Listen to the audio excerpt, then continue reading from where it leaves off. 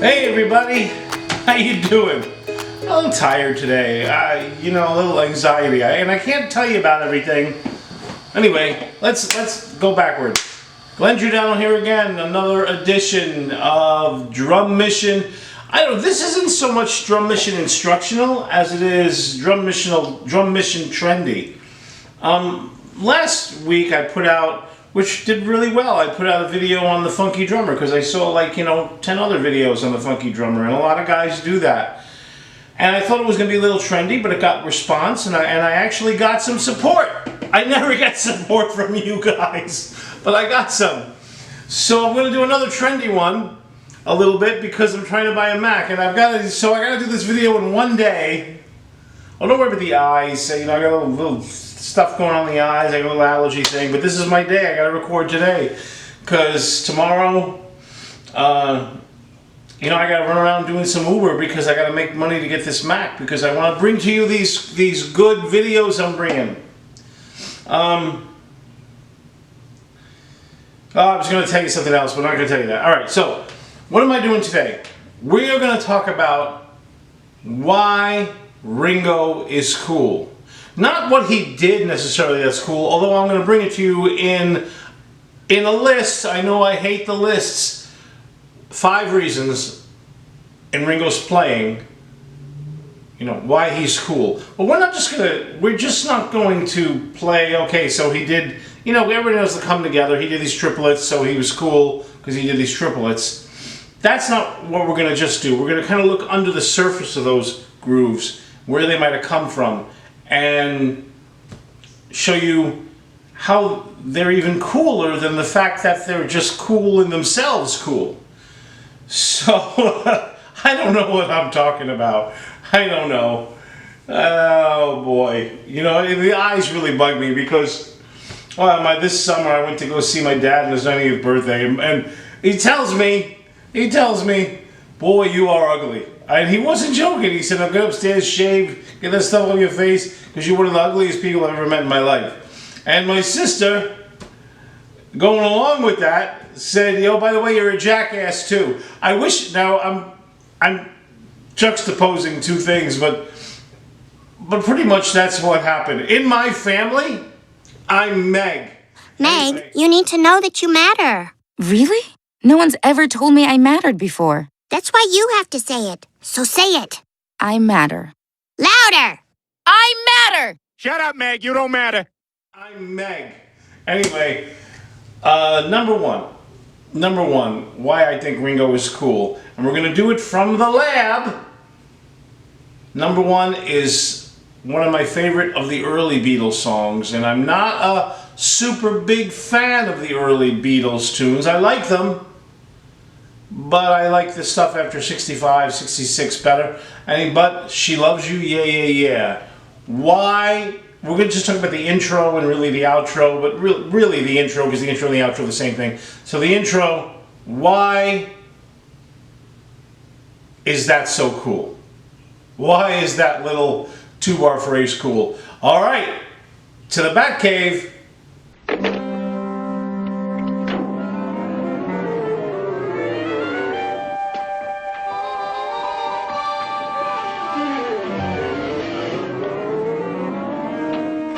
All right, thank you, Vince. I don't know why I like to do that.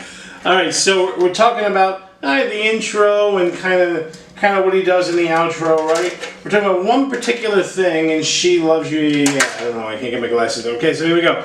So it's not hard. It's a 2-bar phrase, right? We're using the floor tom instead of the hi-hat, just 8th notes, right? 1 and 2 and 3 and 4 and 1 and 2 and 3 and 4. Now I'm not sure when in the mix what he's doing on his feet. I just kind of play chord notes. 1 and 2. But this is the part. Beat 3 in the second bar. Beat 3 to 1. So if you know that, it starts that little. If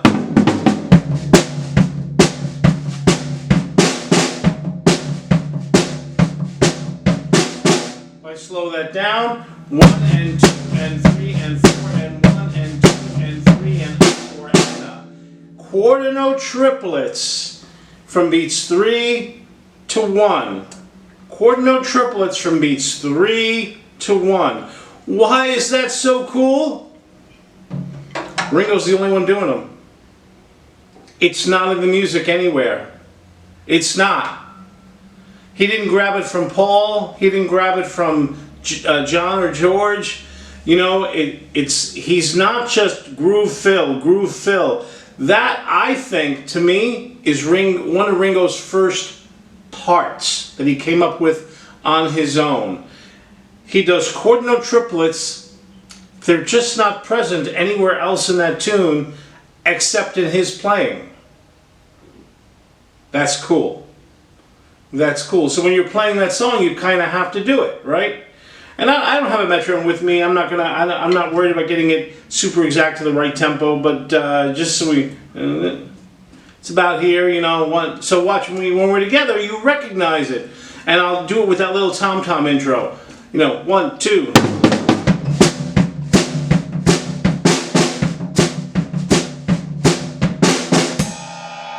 I took that cymbal away so that you would look at my crack crash, so that you'd be able to see me better.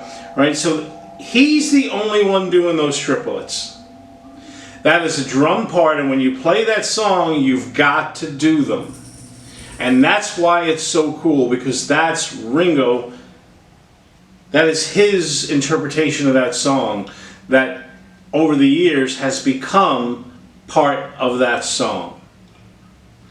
When you're coming up with a part to a song, don't be afraid to come up with a rhythmical melody, a rhythmical melody that is not present in anybody else but you. That's why Ringo is cool. That's one of the reasons Ringo is cool, and that's why that part is cool. It's not hard to play, but he came up with that. All right, let's go to number 2. So I hope you're understanding what we're trying to do here. We're trying to look just beneath the surface, to try to inspire you to come up with drum parts. Number 2, we're going to kind of take these in a chronological order. And before I go to the lab on this one, we're going to do a little bit of history. Number 2 is In My Life. Now, a lot of folks know this groove. It's very cool. And on YouTube, I've seen a lot of guys give Ringo credit for this groove. But really, Ringo should get credit for using this idea, because I guess John Lennon wrote this song with a group of other songs, and I can't remember what they all are. Not a Second Time, I think, was written in the same batch. But Ringo used this kind of idea in a couple of songs. All I've Got to Do, and another song which the Beatles did not write, called Anna, Go With Him. And that brings me to this explanation. So, Anna, Go With Him was written by a gentleman named Arthur Alexander. He was a American black R&B, bluesy, country, a southern American black gentleman who wrote several songs. I dropped my glasses. I'm going to let them drop because I don't want to bend down. And a lot of them had that, Anna, Go With Him, which is the one that Beatles covered. The beat that Arthur Alexander uses in that song, which was written a year earlier than the Beatles covered it, is the exact same beat that Ringo used in the Beatles cover. The exact same one. That linear snare hi-hat thing, which we're going to show you in a second. When Ringo did In My Life, he used the very same beat he used in that Arthur Alexander tune. So, why is that so cool? Now, Ringo used iterations of that kind of beat in All I've Got to Do, and I think there's a couple of other tunes where Ringo did a kind of linear pattern that are not exactly the same as In My Life and the Arthur Alexander tune, but very similar. But why is that so cool? Because, look, this is not just America. Especially in the early 60s, the world was a racist place. The world was a racist place. America was definitely racist. You don't want to hear that, I'm sorry. England was racist too. Not as much as we are or were. And we're still racist. People don't think we're racist anymore. They're idiots. I'm sorry. We're still racist. Matter of fact, my little political side note here is our racism right now, in some ways, is worse than the racism it was like in the 60s because it's more subtle. The more subtle racism, I think, is the more dangerous racism, actually, because sneaky. We don't see it, so we don't call it out. Does that mean it's getting less? I doubt it. Anyway, put that aside. America was not listening to their own black artists from the South who were using these ideas. The Beatles were listening to it across the pond, put it in their music, and brought it back here, which turned a lot of Americans on to the black R&B and blues that was going on in the South and in Chicago and some of these places. So that's what makes this so cool, was that Ringo used this groove. That you can see how Ringo was such a fan of this thing. The Beatles were fans of this thing.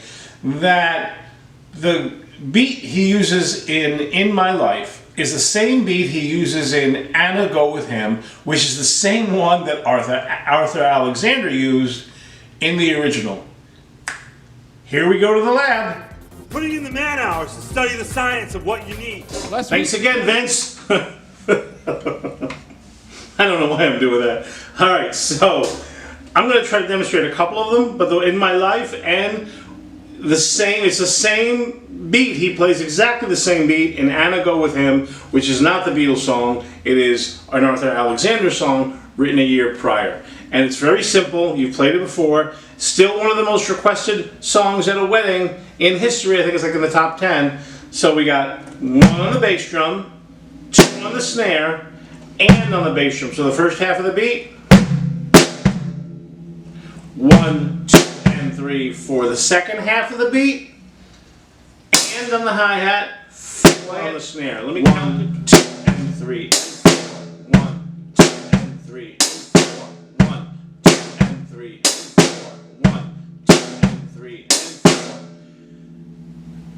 And it's cool for the reasons that Vince told you in part 1 of this little segment, but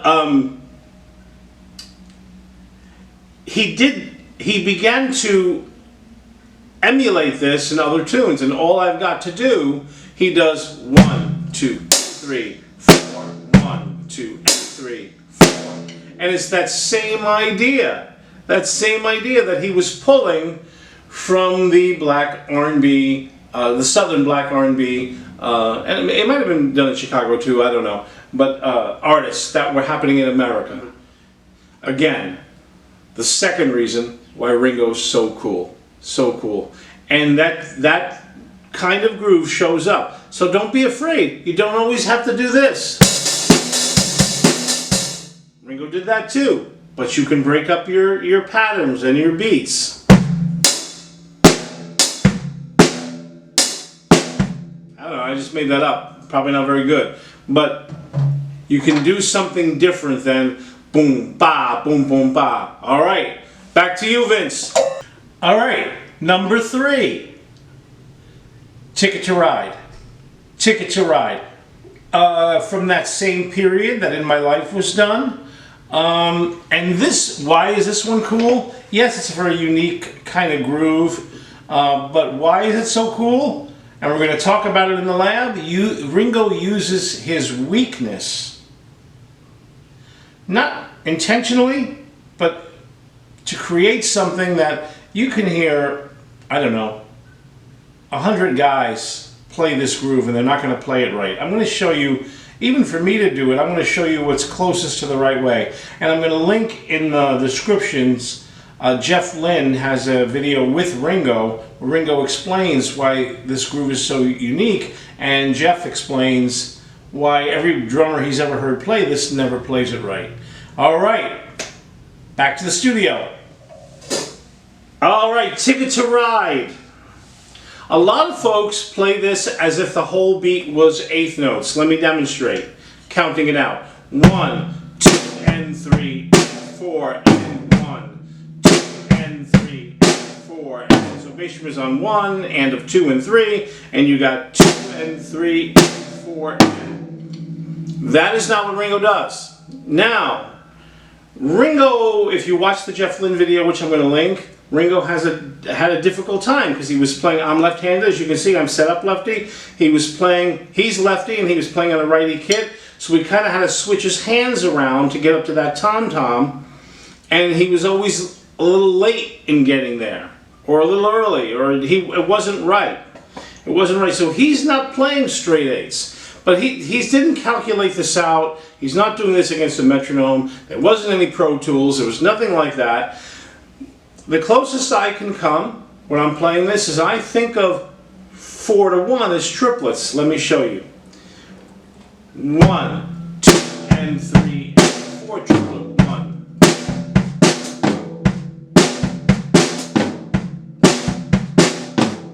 So I'm a little early here. And there are some guys on YouTube who say, well, Ringo was rushing at the end, or he was speeding up at the end. I don't think so. When you watch what Ringo says, he just couldn't get his shoulder in the right place at the right time. It's on the Jeff Lynne video. It's just the way it came out. And Jeff Lynne says these words, no other drummer can play it the same way, and I know the way that I'm doing it isn't exactly the way Ringo does it, but it's closer than 1 and 2 and 3 and 4 and 1 and 2 and 3 and 4 and right. Ringo adds a little swing from beats 4 to 1. So it's not even really a triplet. You could even think of it as 1, 2 and 3 and 4 and a 1 and 3 and 4 and a 1. But it's not quite that fast. 1 and 3 and 4 to a 1 and 3 and 4 to a 1. Right? I think of it as the second triplet, but I'm not counting it in my head. I'm hearing this.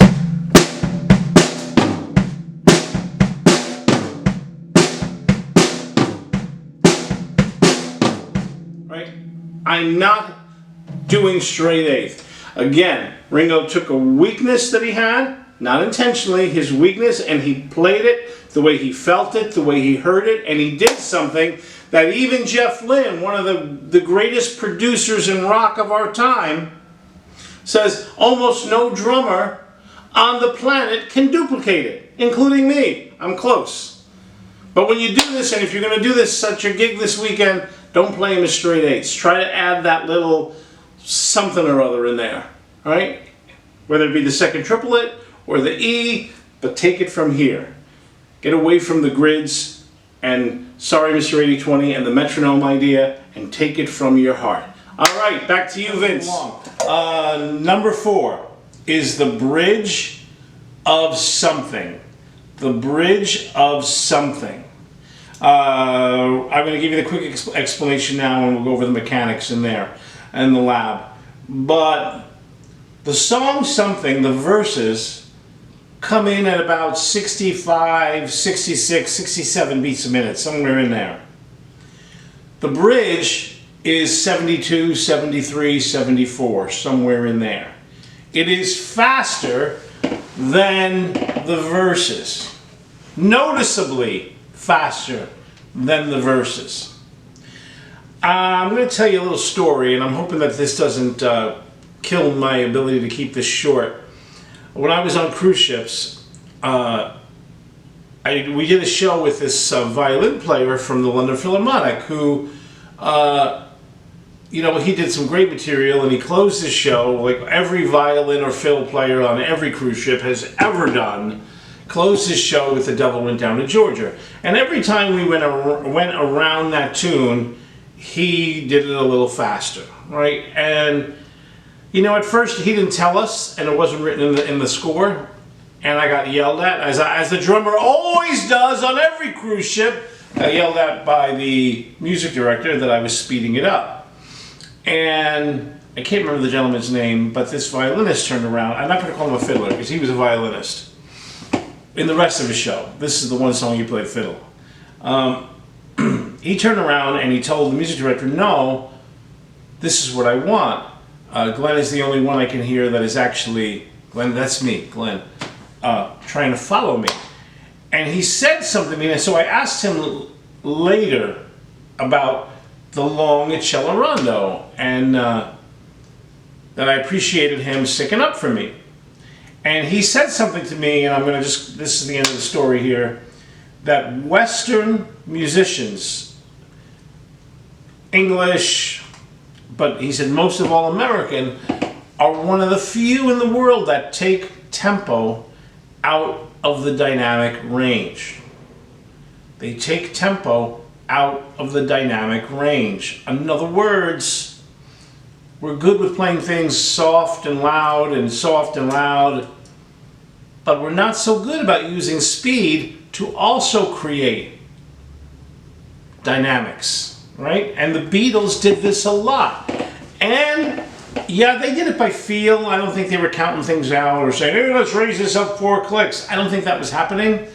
But the fact that they did it, and they did it by feel, and they did it together, and I would venture that if the Beatles got to play that live, they would be roughly about the same place, 66 to about 73. I would bet that's what they would do because they did it from an inner sense of feeling. So there's a whole discussion we can get on that. We're not going to get into today, but not only is the groove really cool and unique that he plays in that bridge, but I think it's cool that they picked it up and they pulled it back. And Something is still today touted as one of the greatest love songs ever written. So we had some guys on the cruise ships we called Tempo Nazis. Sorry guys, you're wrong on this one. You're wrong. Not all the time. On this one, you're wrong. All right, back to the lab. All right, one of my favorite things that Ringo ever did, even more for me than Come Together, which everybody I know, that's the one. So, yes, we talked about how it's the part, the bridge is faster than the rest, but it's what he's doing, and as near as I can tell, and I'll show you my favorite part of it, he's doing this. And, you know, you're asking me if my love knows or goes or whatever, right? But it's this.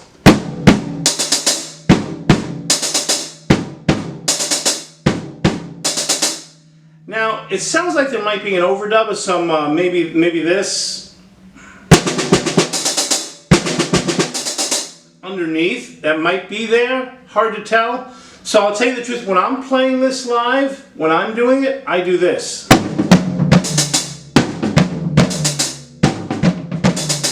Right? I do that. That's not exactly what Ringo did, but the coolest part for me of that is how many times in your career, as part of your running around the kit, do you use the hi-hat like that? Right? Almost never. Oh, you can even do this.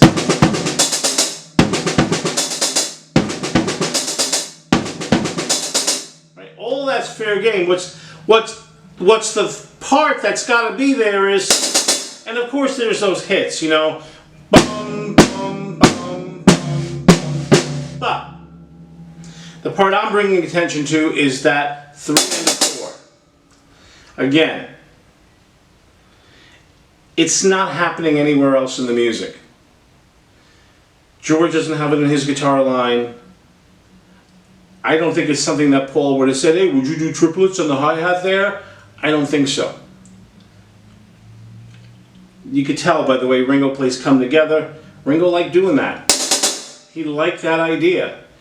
And it's cool. It's cool. When you listen, I mean, it's a ballad.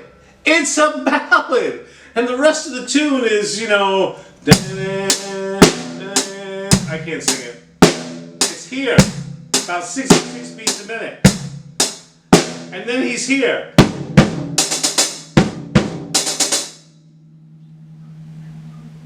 What drive and what force it gives those 16 bars, whatever they are, and then he brings it back down to that verse. Ringo, that was reason for me, number 4, why you are way, way cool. All right, the most famous one, Come Together, Come Together. And I'm going to disagree with most of my YouTube compatriots. A lot of them, including Ringo, on the Jeff Lynne thing, will show you that he did that groove like this at the beginning.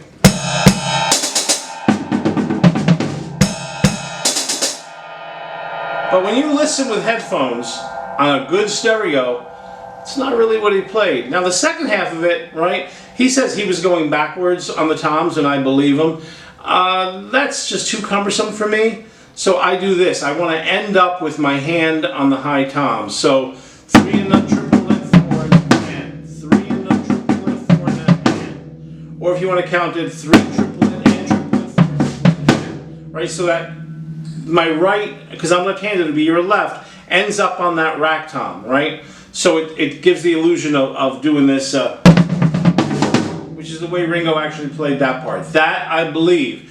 But when you listen really close to the recorded version, he's not doing this. He's doing this. Again. So he's doing 16-note triplets to the hi-hat. So let's put it together.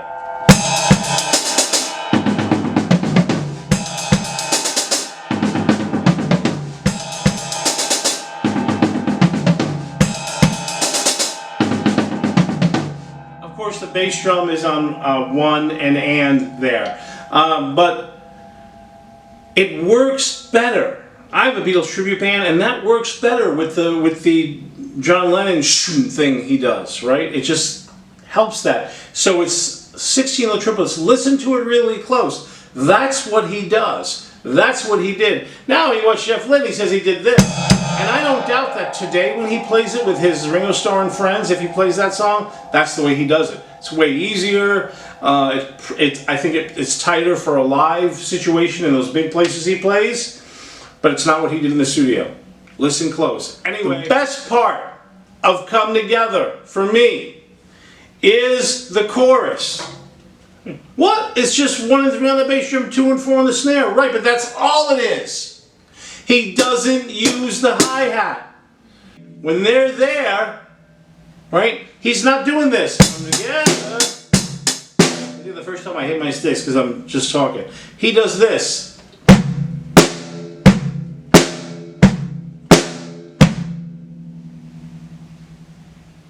One, two, three, 4, 1, 2, 3. He doesn't use the hi-hat. Once again, that is thinking way outside the box.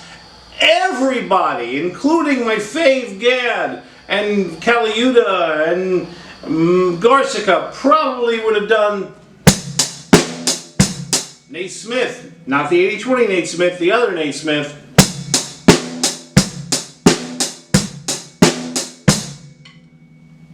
98.99999% of drummers would have played that. Not Ringo. He did this.